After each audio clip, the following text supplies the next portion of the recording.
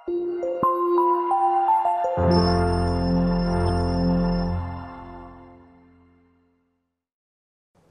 warahmatullahi wabarakatuh, sahabat Umatan TV yang sama-sama mengharap ridha Allah Subhanahu wa taala.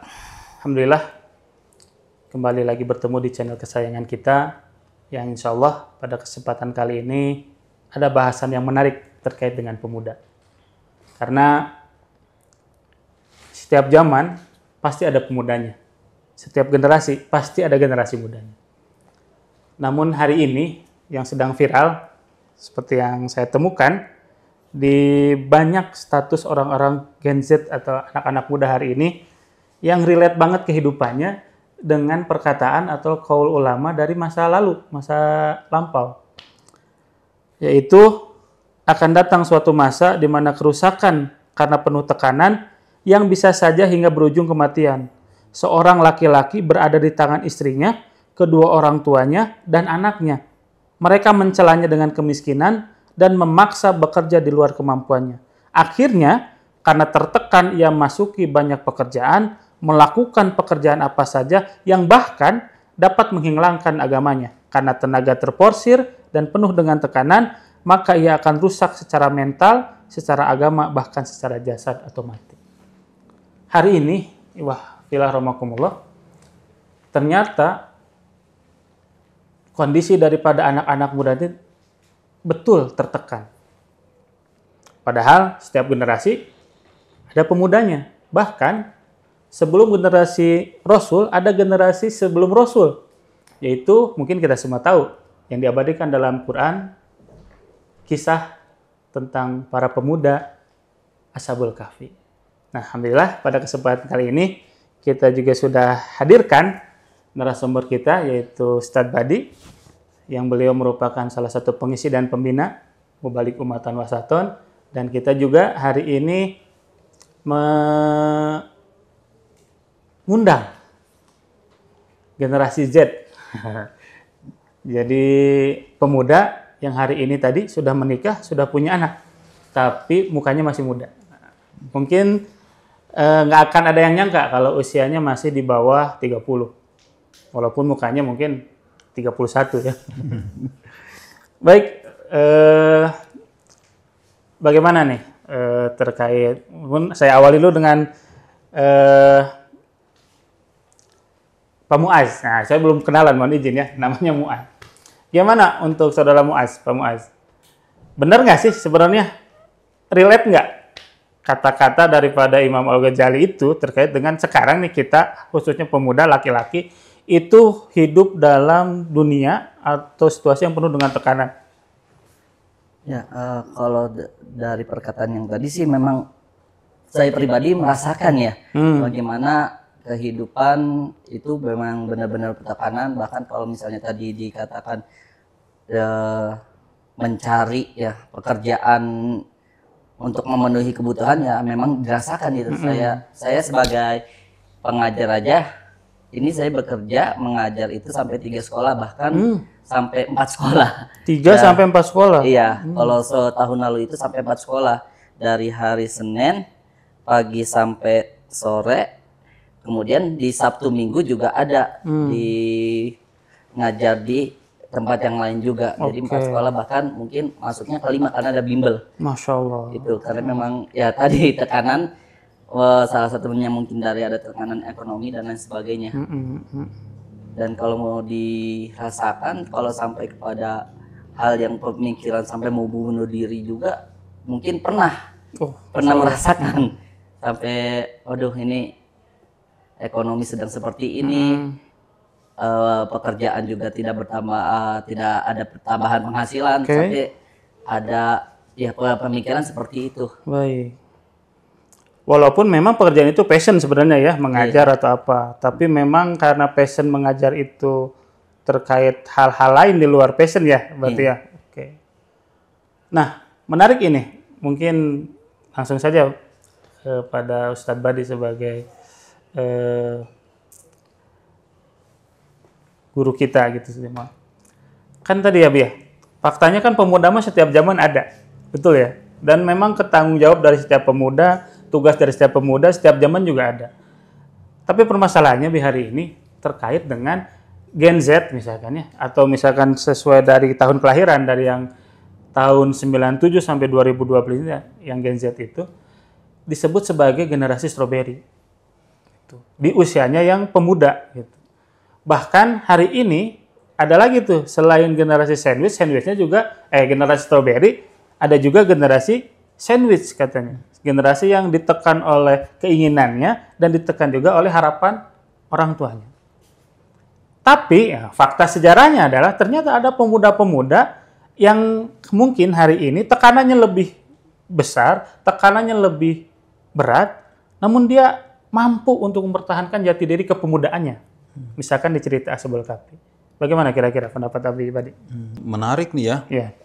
Menarik khususnya buat saya barangkali kita ingin menarik suatu kisah yang katakanlah monumental diabadikan dalam Al-Quran yang memang berbicara khusus terhadap pemuda.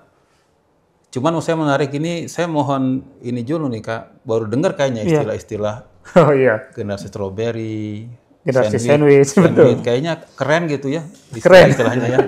Tapi sepertinya mewakili justru untuk sesuatu yang sebaliknya malah. Iya gitu betul. Ya. Seperti apa tuh? Saya juga butuh ini dulu referensinya tentang itu.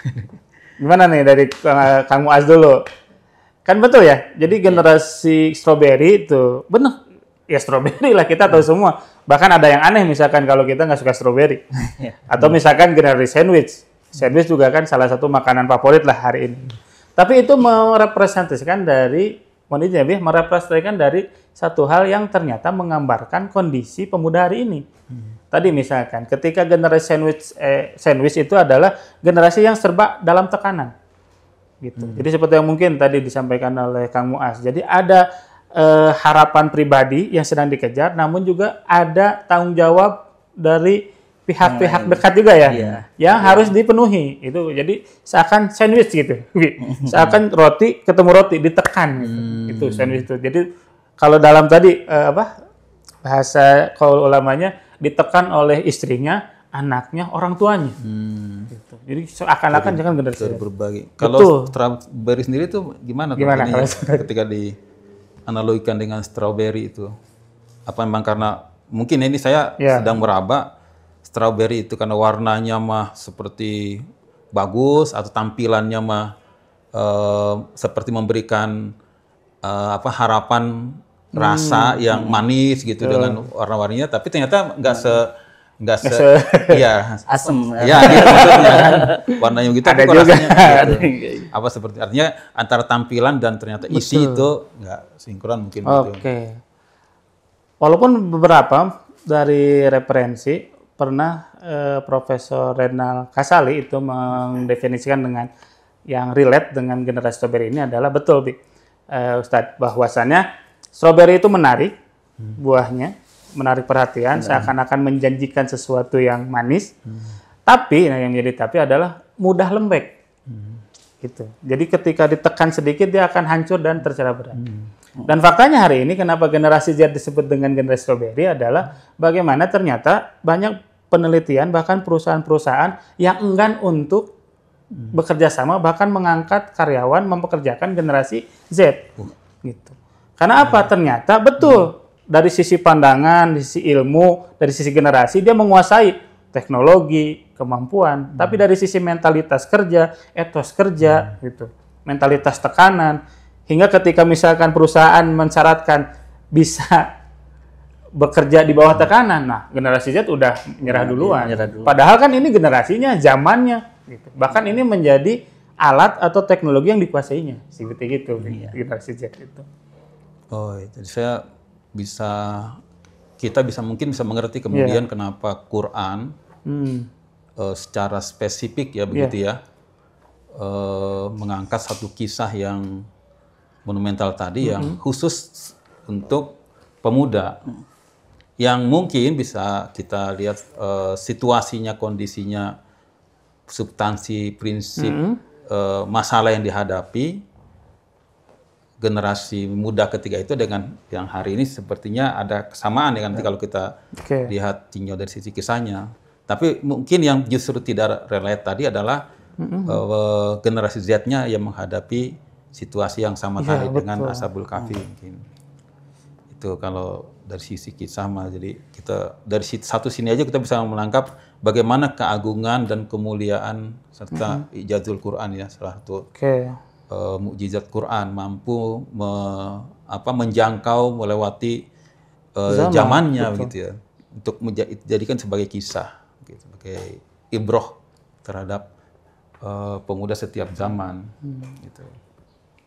Kayaknya itu sih dulu ininya.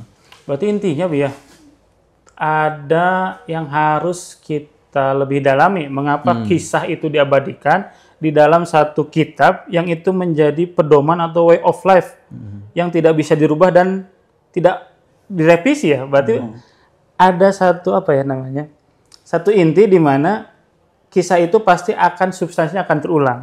Substansinya pasti akan dialami juga gitu ya oleh pemuda-pemuda di setiap zamannya. Kira-kira Mas Muaz tahu nggak? Mas Muaz ya, tentang kisah Ashabul Kahfi kira-kira? Ya, emang pernah baca dan juga emang pernah nonton ininya juga film. Film betul. Dan terkait dengan untuk generasi Z juga memang mungkin nggak semua yang seperti tadi lembek dan lain sebagainya. Mungkin di antaranya kenapa dikatakan lembek mungkin karena kurang ini literasi atau pengetahuan terkait dengan pemuda-pemuda yang sebelumnya seperti apa, sehingga menumbuhkan motivasi nih. Makanya mumpung ada Ustadz nih yang ini sepertinya cocok nih untuk diceritakan, kemudian bagaimana kita sebagai generasi Z biar bisa bertahan menghadapi tekanan-tekanan tadi, walaupun mungkin ada pikiran-pikiran ingin mengakhiri dan lain sebagainya, tapi dengan adanya motivasi yang diberikan kita mampu bisa bertahan gitu. Ya, kembali ke tadi ya, yang kedua berarti kita bisa mengambil pelajaran besar dari Quran tentang kenapa Quran lagi-lagi menempatkan pemuda sebagai berita penting, informasi penting ya. Karena memang pemuda dimanapun, setiap zaman, di setiap tempat itu menjadi tumpuan harapan bagi masyarakat, bagi bangsa ya. Satulah misalnya kita bisa pernah mungkin dengar bagaimana seorang Soekarno pernah mengatakan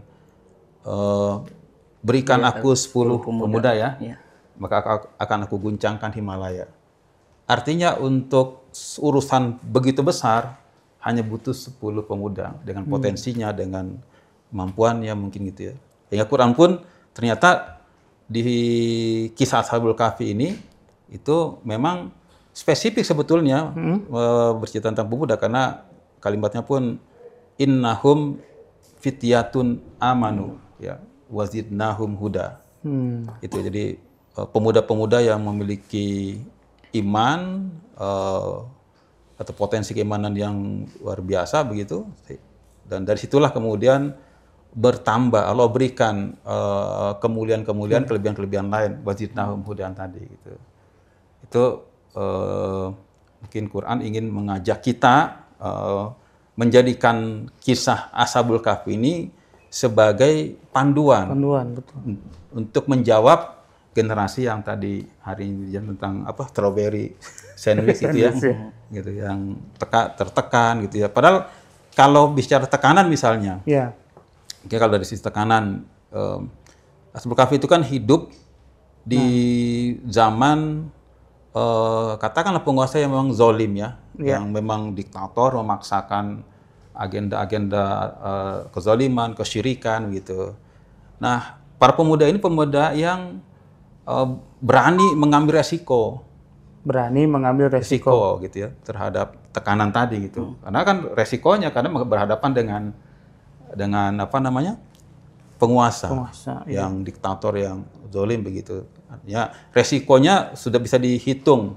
Mungkin nyawa pun akan melayang ketika berbicara resiko gitu. Jadi bisa kita hitung dengan modal iman tadi, itu mereka punya satu kualifikasi seorang pemuda yang mampu menghadapi tantangan, menghadapi resiko, menghadapi tekanan. Tapi menarik nih, Wi, tadi ya, ketika Pak Ustadz sampaikan bahwasanya kita batasi dulu mungkin, Wi, ya. Jadi kalau misalkan pertanyaannya mungkin ya, terus pemuda itu siapa gitu? Apakah ada batasan usianya gitu? Tadi seperti yang ayat seperti menghususkan bahwa pemuda itu. Jadi kriteria pemuda atau misalkan yang kita ambil bahwasanya pemuda yang punya jati diri sebagaimana pemuda Ashabul Kahfi itu, apakah dari sisi usia, dari sisi pengalaman, apa dari sisi kematangan individu atau seperti apa gitu? Ya, mungkin kita bisa pendekatannya ya, pendekatannya dari Qaul Ali ya, bagaimana Ali membuat tiga segmen ya, atau tiga fase dari tahap pertumbuhan anak ya, dari anak-anak, remaja, kemudian dewasa. Ya. Kalau tidak salah dari umur 0 sampai 7 tahun tuh. Kemudian yang kedua 7 tahun sampai 12 ya. Ya kalau saya 12. Nah, dan selanjutnya seperti itu. Jadi itu sahabat Ali yang menjelaskan tentang tahapan itu. Jadi kalau dari sisi psikologi bisa jadi itu dari usia fase kedua tadi 12 tahun ke atas. Itu bisa sudah masuk karena itu usia transisi ya. Betul. Walau usia transisi untuk mampu menyerap nilai-nilai atau informasi itu di situ. Atau mulai punya prinsip gitu mulai ya. Prinsip. Jadi ada yang mengatakan siapapun yang bisa menanamkan prinsip pada usia itu, maka itu akan jadi pegangan dia selanjutnya. Berarti kalau di dalam fikih kayak usia balik atau tamyiz gitu ya? Ya, bisa begitu. Bisa. Itu mungkin batasannya ya, batasan awal. Berarti kalau batasan akhir mah jiwa muda mah harus selalu ada gitu ya? Ya, jiwa. Oke. Menarik kalau kita ingin menyambungkan kondisi pemuda hari ini dengan pemuda Ashabul Kahfi gitu ya. Ketika akhirnya timbul pertanyaan tuh, Bi, kok bisa gitu? Atau misalkan kenapa ini Allah abadikan menjadi pemuda Ashabul Kahfi, kesebut juga nih yang dilakukannya yaitu masuk ke dalam gua. Kan gitu ya? Apakah tadi pelarian itu tuh, Bi, ataukah itu menjadi satu metode, menjadi konsep, mencari jati diri atau bagaimana gitu. Sedangkan hari ini juga ada pelarian. Anak-anak muda yang stres pelariannya healing kan gitu. Tiap minggu harus healing atau misalkan pelariannya kepada main game hari ini, pelariannya kepada nonton seharian gitu. Akhirnya seakan-akan rumah menjadi gua, nggak mau keluar rumah gitu kan. Saya Ashabul Kahfi nih, tidur aja lah. Gitu. Mager gitu. Mager. Nah, berarti kan ada sisi prinsip yang betul-betul berbeda nih, Bi, yang harusnya pemuda hari ini juga punya gitu. Iya. Saya juga kadang miris ya dengar istilah-istilah mager, PW, terus apalagi tuh istilahnya tuh gabut. Iya. Gitu Iya. Apa nih maksudnya? Tapi memang itu istilah-istilah narasinya mengarah kepada ya tadi pasif. Iya, betul. Tidak kreatif begitu ya. Begitu enggak ininya? Ya benar. Iya, saya takut salah ini. Iya, jadi mager itu bukan bikin pagar ya. Jadi malas gerak. PW itu bukan mobil juga ya, tapi posisi enak. Jadi kalau udah enak ya udah aja nggak mau berubah. Malas bergerak lagi. Kalau gabut, nah saya juga belum tahu terjemah bebasnya. Kalau nggak salah sih gaji buta gitu ya. Maksudnya gaji buta itu gimana sih orang gaji buta?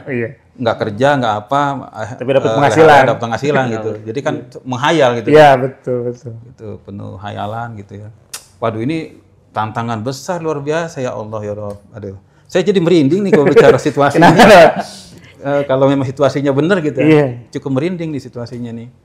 Artinya kalau bicara ke depan bangsa atau negara, agama apalagi gitu ya. Atau saya sebagai orang tua mungkin membayangkan punya anak keturunan seperti itu, waduh, apa yang bisa diharapkan gitu ya. Jadi memang perlu memang kita menggali ini kisah Ashabul Kahfi ini sebagaimana Allah jelaskan ya.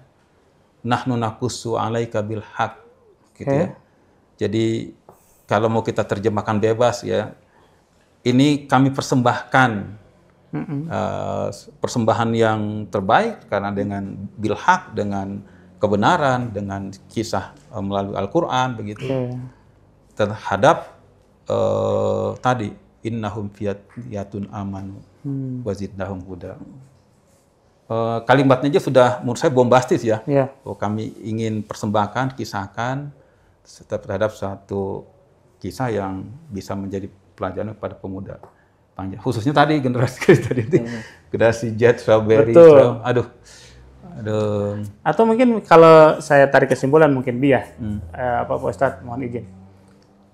Kalau misalkan tadi Ashabul Kahfi rela berani untuk mengambil risiko, lalu misalkan tahu karena dia melawan daripada sesuatu yang akan mempengaruhi atau bertentangan dengan keyakinannya, kan gitu ya, bahwasanya dia melarikan dari tekanan penguasa zalim mungkin ya. Entah kalau misalkan hari ini apakah tadi aturan yang mengekang atau misalkan tadi sampai betul ya dalam sejarah sampai bisa kehilangan nyawa. Kalau kita kan bukan kehilangan Gen Z mah, sampai menyerahkan. Gitu kan ya gitu ya. Nah, apakah tadi, jadi permasalahan inti daripada generasi atau pemuda hari ini adalah ketidaktahuan akan jati dirinya. Gitu. Karena mungkin mohon izin, di era yang sekarang terlalu banyak yang dilihat, gitu kan ya. Kan misalkan ya zaman Ashabul Kahfi mah nggak ada handphone, nggak ada wifi gitu kan. Hari ini mah semuanya bisa dilihat. Arus informasi luar biasa tidak terbendung lah. Gitu. Sehingga kalau kita tidak masuk kepada kita tidak berada dalam perahu, kita tidak berada dalam kapal, ya kita akan tenggelam dalam arus itu. Termasuk misalkan arus informasi, arus gaya hidup kan gitu. Jadi kalau misalkan dilihat dari sudut pandang kalau misalnya generasi Z atau generasi sandwich, berarti kan kalau generasi strawberry mohon izin, strawberry itu berarti ada yang nanam. Kalau generasi sandwich berarti ada yang bikin. Nah, apakah generasi strawberry dan generasi sandwich itu merupakan hasil dari didikan generasi sebelumnya nggak, Bi? Ya, kalau melihat dari ayat tadi, misalnya surat Al-Kahfi ayat 13 ya, kalau dicek nanti ya sebagai bahan tadabbur ya. Ya, memang kata kuncinya bahwa mereka pemuda-pemuda yang memiliki basic keimanan yang kokoh. Basic keimanan yang kokoh. Dan relate-nya dengan mungkin remaja hari ini ya, walau bisa nih, relate atau tidak. Tapi kalau saya bandingkan dengan zaman saya dulu nih, zaman old ya, itu misalnya kita dulu zaman remaja itu, masjid itu tempat kita kumpul. Atau identitas pemuda muslim itu ya di masjid gitu kan, nginep di masjid segala macam saya masih ngalamin lah gitu ya. Ngumpul ngaji itu masih jadi budaya lah di banyak tempat. Hari ini kan sepertinya makin sulit ya mencari kelompok pemuda di pengajian, majelis taklim gitu kan. Yang kita temukan ibu-ibu, bapak-bapak, mohon maaf bukan berarti, tapi artinya generasi yang harusnya ini tampil menjadi pengganti gitu kan, malah seperti kalau dari wacana tadi itu ya justru pemuda yang siap digantikan. Kan kalau Ashabul Kahfi justru mereka lahir dari sebenarnya keterbatasan juga karena mereka yang bertujuh itu asalnya juga nggak saling kenal. Artinya mereka ketemu dalam perjalanan pelarian tadi, lari dari tekanan tadi, lari dari pengaruh zoliman tadi gitu. Jadi secara transenden ya kita yakini bahwa karena mungkin mereka berpikirnya, tujuannya, cita-citanya, terpelihara fitrahnya, maka Allah pertemukan dengan yang sefrekuensi gitu. Jadi ini juga bisa jadi catatan nih buat para pemuda gitu.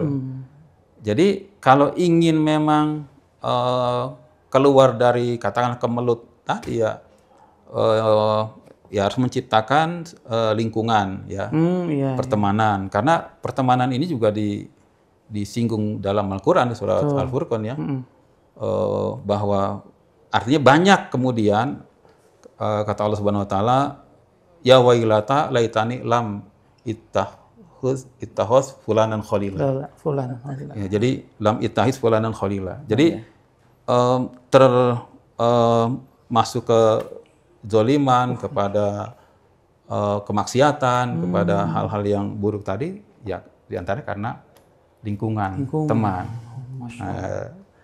Dan saya lihat kalau seperti tadi gitu, generasi hari ini, karena memang tadi salah satu tekanan sosial. Oh iya, betul. Nggak eksis kalau nggak ikut. Ya FOMO, gitu ya. FOMO sekarang, bahasanya FOMO. Iya, FOMO. Nah itu. Ya. Apa tuh FOMO? Lain lagi. Makhluk apa lagi nih FOMO? Beda generasi. FOMO itu kalau dalam bahasa Inggrisnya adalah fear of missing out. Jadi takut kehilangan momen, nggak ikut tren gitu. Nggak mau ketinggalan. Nggak mau ketinggalan. Jadi misalkan tren TikTok yang lagi viral ini, dia bikin juga video yang seperti itu. Gitu. Terus lagi musim sekarang yang dipakai idola atau yang dipakai idola dunia ini, dia mau. Iya, bahkan kan saya suka dengar juga tuh anak-anak ditanya apa cita-citanya, jadi artis, jadi YouTuber. Jadi, sekarang, gitu kebanyakan kan? YouTuber, nggak ada yang. Tapi yang ada juga yang jadi koruptor ada. Tiba-tiba menjadi satu cita-cita gitu karena kasus kita yang seakan-akan menormalisasi gitu. Betul, tapi kebanyakan bahkan udah ada yang mau bukan cita-cita lagi. Walaupun nggak tahu itu jadi cita-cita. Anak SD sini betul Ustaz, YouTuber. Itu karena lebih glamor, lebih menjanjikan, lebih. Ya. Nah, jadi artinya sudut pandang ini sudah bergeser ya, sudut pandang pemuda terhadap nilai-nilai luhur itu, bahwa yang glamor itu adalah ya tadi FOMO ya. Sementara nilai-nilai luhur tentang agama ya, tentang Tuhan, Allah begitu kan. Kan Quran Allah mengatakan ya ayyuhalladzina amanu stajibu lillahi walir rasul idza da'akum lima yuhyikum gitu kan.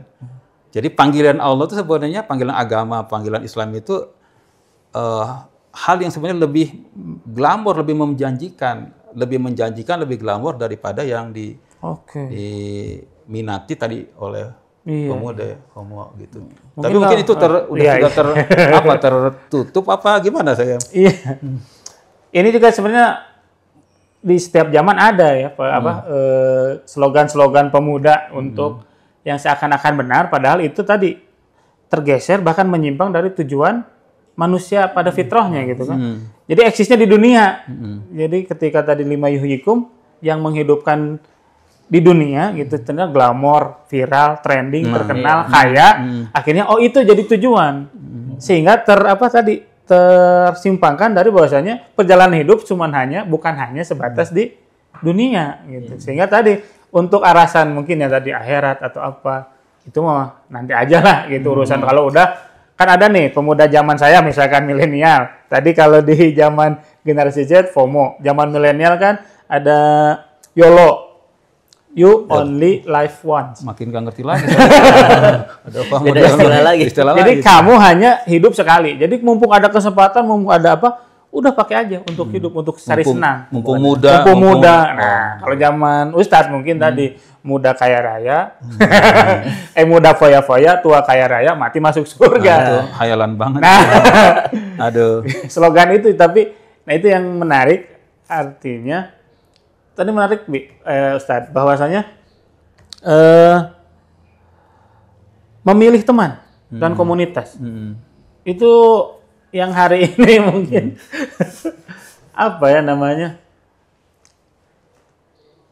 untuk panduan memilihnya.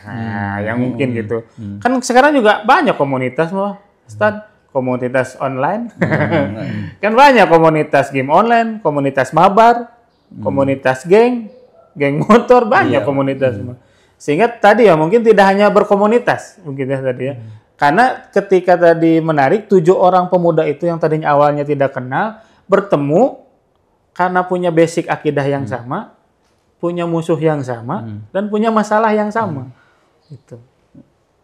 Tapi bermuara pada gua gitu. Nah, perspektif guanya kira-kira dari Ashabul Kahfi pemuda ini apa sih gitu? Ya, sebelum ke perspektif Ashabul Kahfi, mungkin kalau tadi ditanyakan bagaimana memilih teman ya, memang pertama ya harus menentukan tujuan hidup ya, artinya berarti jati diri seorang pemuda itu harus sudah matang ya terhadap jati diri, agenda hidup gitu kan, sehingga dia itulah menjadi alat untuk mendeteksi lingkungannya. Kan di situ ada implisit bahwa dia mampu, tidak semua pemuda di zaman itu bisa melihat bahwa itu adalah satu kesyirikan, kezaliman begitu. Karena mereka ada pemuda yang tadi amanu, artinya mereka yang sudah ngerti jati dirinya. Punya basic, punya landasan. Punya landasan. Dan itulah yang akan mempertemukan, ibarat itu tadi istilah kesamaan visi dan misi yang menyatukan mereka itu di dalam perjalanan itu. Selebihnya memang pada akhirnya kalau bicara goanya tadi kan, kan itu satu bentuk perlindungan Allah kepada mereka yang mempertahankan iman, prinsip, keyakinan, cita-cita hidupnya yang luhur mulia itu dilandasi oleh iman tadi. Itulah ya wazidam huda. Jadi bentuk perlindungan Allah Subhanahu wa taala adalah goa gitu. Gitu. Jadi bukan kebetulan itu sebetulnya, tapi memang secara transenden Allah yang menjadikan goa itu sebagai tempat berlindung dari segala bentuk kezaliman, ajakan-ajakan atau glamor-glamor itu deh. Kalau berarti kalau perlindungan ya berarti konsepnya mah lebih luas lagi ya. Di hari ini mah tidak hanya sebatas bangunan, tidak hanya sebatas rumah, tapi yang di dalamnya kan ada juga nih hari ini rumah tidak berfungsi sebagai rumah. Akhirnya yang melindungi itu adalah rumah temannya. Akhirnya berkelompok di rumah temannya karena rumah temannya lebih bisa melindungi, tapi melindunginya juga melindungi dari salahnya dia kan, karena satu-satu geng gitu. Berarti perlindungan kalau hari ini, kalau misalkan sebenarnya gini, mungkin saya potong. Jadi walau lebih sawab, karena saya sering menemukan nanti coba Muaz bisa mengkonfirmasi, tapi saya sering menemukan di lapangan anak-anak teman-teman kita ini memang ada narasi, rata-rata narasinya sama, bahwa mereka lebih nyaman itu di temannya di luar gitu ya. Bahkan saya pernah wawancara malah. Kenapa gitu? Saya malah pernah saya tanya di mana yang antum merasakan tempat yang paling nyaman? Dia diam tuh. Kemudian saya tanya, di rumah Abi kerjanya ngomel, kerjanya nyuruh, kerjanya gitu. Segala macam ya, ceramah segala gitu. Oke. Saya pindah ke ini. Sekolah gimana sekolah? Wah, sekolah, guru, dengan tugas, dengan tujuan, segala macam gitu. Akhirnya ya udah pilihannya teman menerima apa adanya dia. Gitu. Dan siap bahkan kadang-kadang menerima curhatan gitu. Itu salah satu yang saya bilang, itu jadi ya mungkin relate tadi dengan generasi strawberry. Jadi memang cari aman, zona nyaman ya kayaknya dia. Gitu. Bahkan bukan melindungi lagi, bahkan sampai membela memfasilitasi. Nemenin lagi. Didukung, betul. Aduh ya Allah. Jadi berarti kalau dari situasi tadi bisa kita simpulkan bahwa peran rumah, orang tua begitu ya, kolaborasi rumah sebagai tempat dan orang tua sebagai pengendali konsep arah tujuan dari rumah itu kan, itu sangat penting ya, karena juga Quran mengajarkan kita bagaimana fungsi rumah itu sendiri gitu. Kalau di zaman saya dulu masih ada itu istilah broken home. Sama sekarang masih ada ya. Itu yang saya tahu itu broken home. Jadi broken home itu kan ya tadi di rumah nggak nyaman, di rumah tidak support terhadap dia gitu, sehingga dia lebih milih ya keluar gitu. Jadi broken home itu berarti apa? Yang anggota dalam rumahnya tuh tidak satu visi satu misi, dia brok gitu ya, patah. Gitu.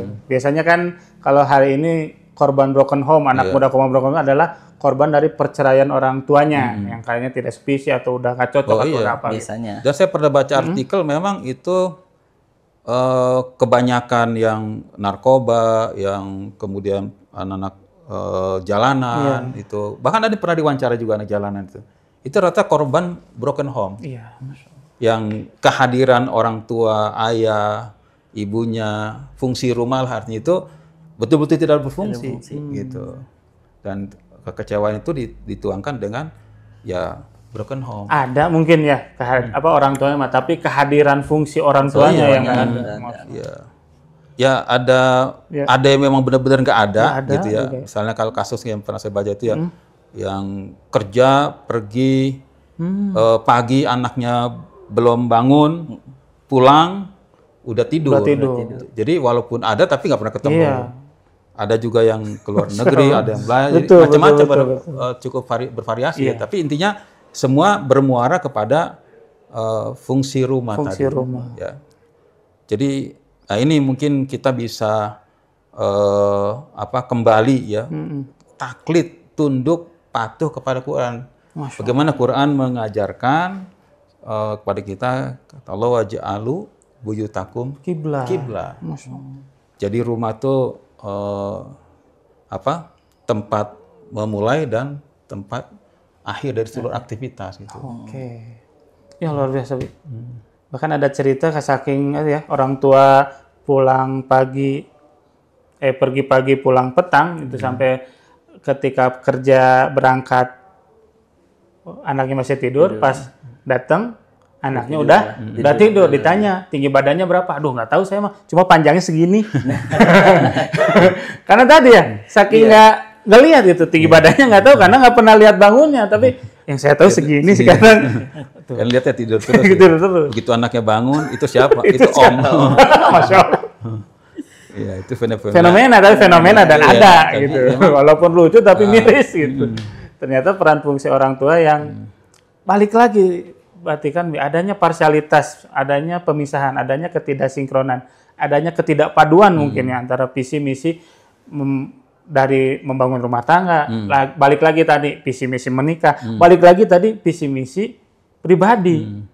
Sehingga kalau disimpulkan tuh ada pertama mungkin ya dari sisi pribadi, pemuda-pemuda hari ini harus punya pegangan, harus punya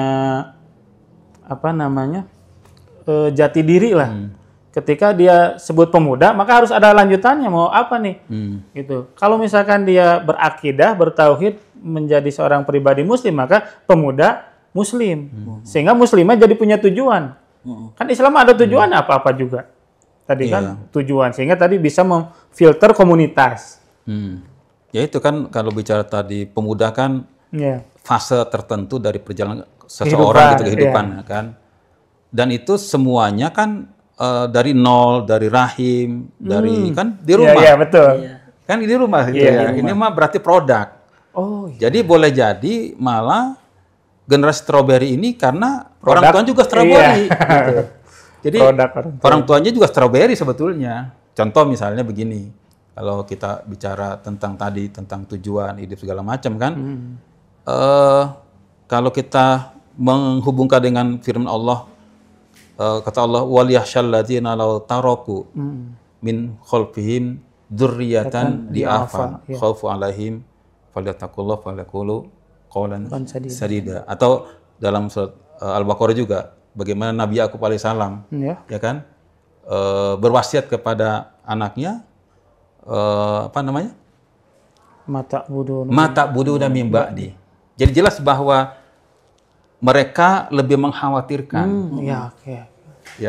lebih peduli kepada bagaimana generasi ini ke depannya dalam hal tadi, imannya, ibadahnya, kuatnya akidahnya gitu. Kan kita melihat generasi strawberry tadi sepertinya juga dilahirkan dari orang tua yang memang strawberry. Karena iya. lebih peduli ditanya pendidikannya nanti, lebih khawatir nanti bisa makan nggak, kalau nggak sekolah, kalau nggak ini, kalau nggak ingin ngikutin tren, kalau nggak gitu. Gitu nggak kira-kira yang dirasakan oleh Muaz itu? Tapi emang bener sih. Saya pernah juga nemu di media sosial terkait, apalagi kan sebelum-sebelumnya ada kasus yang guru itu sering disalahkan karena disuruh sholat, mukul buat sholat, disalahkan, dilaporkan. Nah itu sempet saya baca ada komenan, jangan-jangan orang tuanya kayak gini. Iya. Jadi walaupun mungkin bisa jadi, ini kalau mungkin anggapan saya ya, bukan hanya sekedar generasi strawberry, mungkin bisa jadi juga orang tuanya itu gagal dari generasi sebelumnya. Atau ya kalau saya pribadi, kayak saya juga kalau saya kan memang perbatasannya. Perbatasan apa nih? Transisi. Masa transisi. Ya, ketika mengajar itu, kalau saya nggak mau apa yang dirasakan oleh saya terjadi di murid saya. Kayak misalnya kan kalau ngajar nggak ada yang tidur penghapus melayang tuh. Nah itu saya nggak mau melakukan hal yang sama seperti apa yang setelah saya lakukan. Tapi emang bener sih kayak gitu. Tapi Ustadz ini menarik nih, karena banyak alasan orang tua pun seperti itu ya. Iya. Pokoknya anak saya tidak boleh mengalami apa yang saya alami dulu. Iya. Sehingga akhirnya paradigmanya akhirnya menjadi lemah, memanjakan. Saya nggak bisa nih dulu kayak gini, anak saya mumpung saya bisa, saya kasih, saya berikan. Sebenarnya itu bagus kalau tinjauannya tadi adalah hal yang mendasar tentang akidah, iman. Balik lagi ke tujuan. Iya, tujuan kan. Banyak kan hal-hal kecil aja sering kita temukan gitu ya di sekeliling kita misalnya. Atau mungkin juga kadang-kadang dinarasikan di film, di artikel-artikel ya. Jadi misalnya pedulinya orang tua itu ketika dari kejauhan telepon, udah makan belum? Jarang ditanya udah sholat belum? Jarang ditanya sudah infak belum? Gimana ngaji hari ini? Talim nggak? Itu sulit kita temukan hal itu gitu. Karena tadi lebih khawatir gitu kan dalam aspek itunya gitu yang mereka khawatirkan. Tapi pertumbuhan perjalanan akidahnya, iman itu nyaris. Atau mungkin di guru di sekolah ya, karena kita juga kalau misalnya di momen ketemu dengan orang tua wali murid gitu ya, ngobrol-ngobrol, itu ketika misalnya nilai matematik yang jeblok, nilai pelajaran gitu ya, wah kamu harus les kamu gini. Tapi kalau pelajaran agama, akhlaknya itu ya ini biasa gitu. Tidak menjadi sorotan bahkan. Gitu nggak jadi perhatian serius begitu.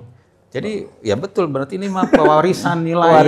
Nilai. Salah satunya ya, walaupun mungkin ada faktor-faktor lain. Tapi kalau kita bicara rumah sebagai tempat ya melindungi generasi anak-anak kita ini memang relevan dengan agenda Quran, agenda Islam itu sendiri gitu ya. Mungkin itu. Oh menarik nih, kalau misalkan yang tadi ya, anak dari generasi orang tuanya, dari rumah, tapi apakah misalkan yang lebih besar lagi, misalkan dari, kalau ini generasi banyak, masif, apakah ini menjadi dari sistem juga? Kan tadi Ashabul Kahfi melarikan diri atau pergi menghindari dari kejaran penguasa zalim misalkan. Tapi apakah misalkan hari ini juga ini korban sistem? Contoh guru, karena misalkan terbatasi, nggak bisa mukul sekarang, nggak bisa lempar, nyubit saja dilaporkan polisi misalkan. Akhirnya ya sudah, gitu. Ya udahlah. Dari sisi jam tayang pelajaran saja kan. Maksudnya jam tayang, porsi agama kan, aduh kayak lebih sedikit. Sekedar yang penting ada. Gitu. Atau menurut saya seperti pemanis gitu ya. Atau mungkin juga muatannya nggak setransenden dulu ya kali barangkali dengan muatan pelajaran agama hari ini gitu. Ya jadi ya pasti relate dengan sistem. Karena rumah itu kan sebenarnya institusi paling kecil ya sebuah negara. Sebut saja misalnya negara ketika itu dia di tempat lain, di negara lain sebenarnya kedutaan kan bentuknya rumah. Iya, betul. Jadi negara itu jadi ada perlindungan nggak sih? Ya, perlindungan. Dan di situ emang udah beda wilayah. Iya. Beda kekuasaan. Jadi memang rumah tuh otoritas yang menggambarkan, mewakili institusi besar kan. Situ ada pemimpinnya, ada aturan yang memang bisa ditegakkan tanpa ada intervensi siapapun. Berarti miniatur kepemimpinan terkecil tuh rumah. Terkecil di rumah. Ya, lagi-lagi tadi kan kepemimpinan bukan karena ada, tapi fungsi dan perannya. Wah, luar biasa. Ada juga makna rumah juga dar juga ya, Darul Arkom, rumah Arkom gitu. Iya. Oh, luar biasa. Oke. Menarik. Tapi apalagi ya? Tahu. Tapi ada pengalaman lucu. Ya, silakan. Kalau tadi kan yang ini ya, yang kurang mendukung anaknya jangan sampai dipukul atau apa. Nah ini ada juga nih orang tua yang mendukung, bahkan bahasanya itu cukup ekstrem juga. Pak, Bu, ini saya titip anak saya di sekolah, mau diapain aja terserah, mau dipukul, mau digebukin terserah. Yang penting sisain aja nyawanya. Tapi ada gitu orang tua, karena memang mereka sadar dengan pendidikan. Bisa ya. Iya. Berarti ada ekstrem kiri, ada ekstrem kanan juga gitu. Kita harusnya wasatiyah ya, seperti umatan wasaton ya. Harus proporsional. Memang tradisi ulama tuh begitu. Ketika, catatannya, ketika sistem pendidikannya juga mendukung. Kebayang nggak? Ketika ini orang tua sudah all out menyerahkan, tapi di situ tidak support untuk. Betul. Enggak.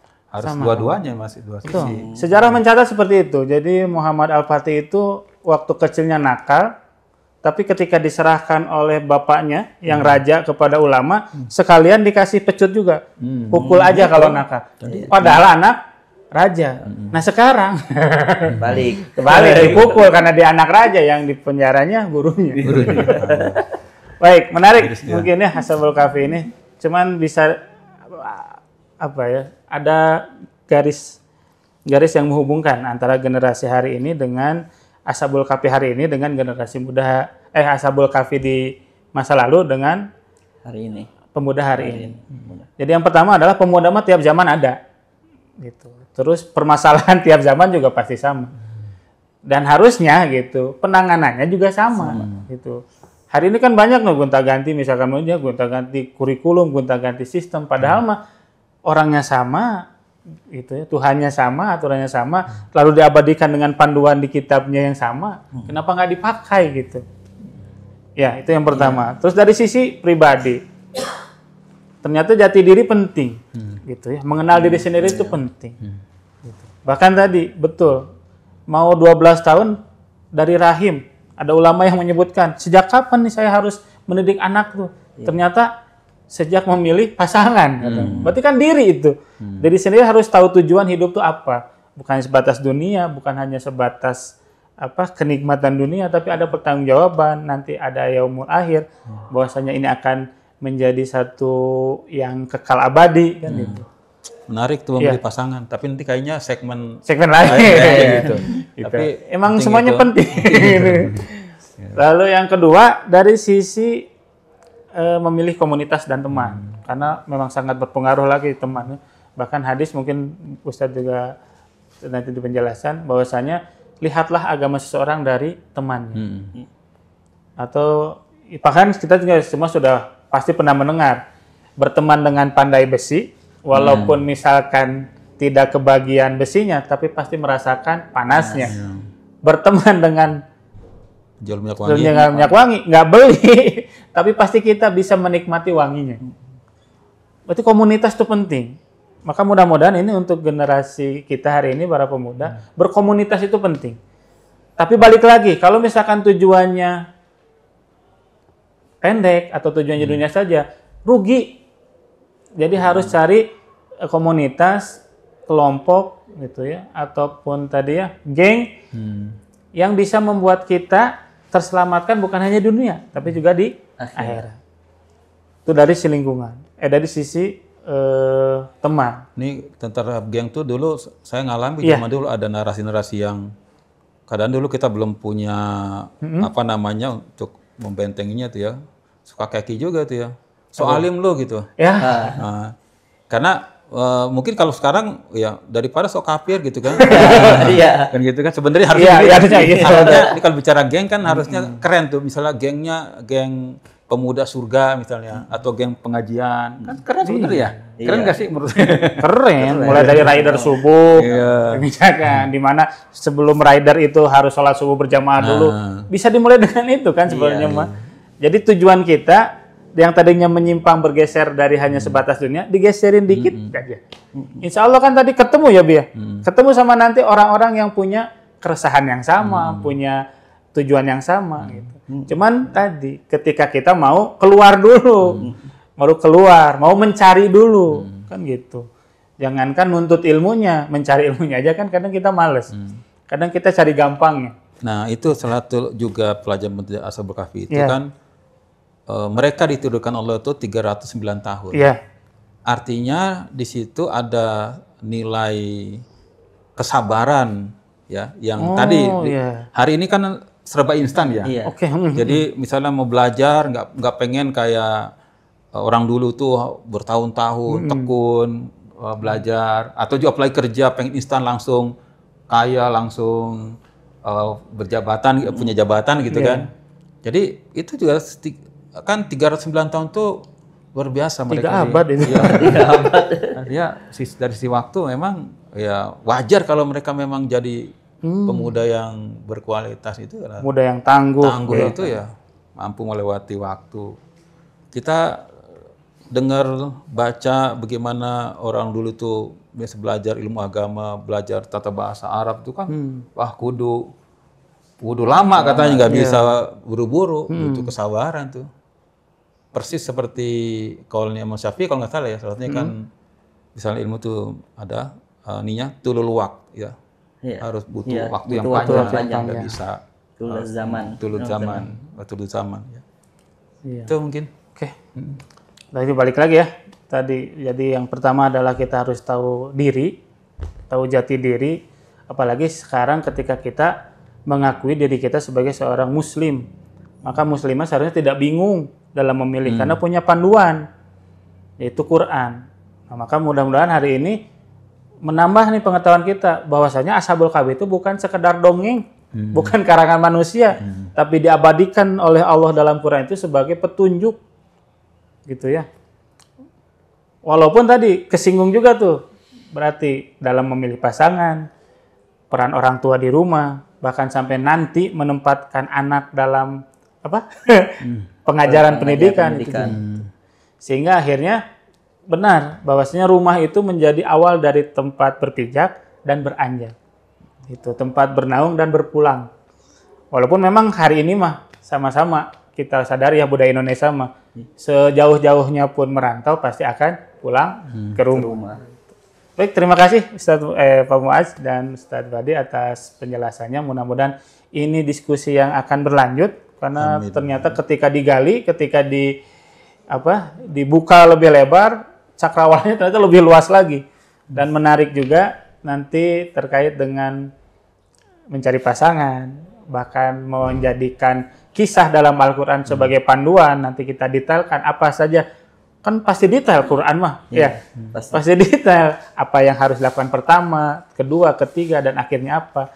Namun yang menjadi kesimpulannya adalah satu, kita harus tahu tujuan dulu. Nah, gitu.